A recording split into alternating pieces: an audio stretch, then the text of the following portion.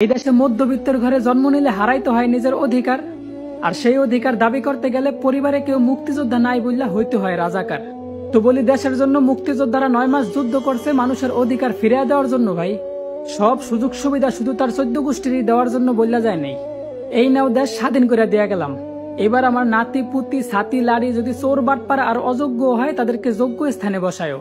রক্ত দেওয়ার সময় কোনো মুক্তিযোদ্ধাই কিন্তু এই কথা বললা যায় নাই, বরং মানুষ যাতে তার যোগ্য অধিকার ফিরে পায় সেই জন্য হাজারো লক্ষ কোটি নারী পুরুষ রক্ত দিছে ভাই। আর আজকে যাদেরকে রাজাকার বলতাছেন না, দেশের প্রতি তাদের অবদান আপনারা কল্পনাও করতে পারবেন না। কারণ সেই মানুষগুলোর যোগ্যতা থাকা সত্ত্বেও টাকার জন্য চাকরি না পাইয়া বাপের জমি জমা বেচা প্রবাসে পাড়ি জমায়, আর মাসের পর মাস কষ্ট করে নিজের দেশের জন্য রেমিটেন্স পাঠায়।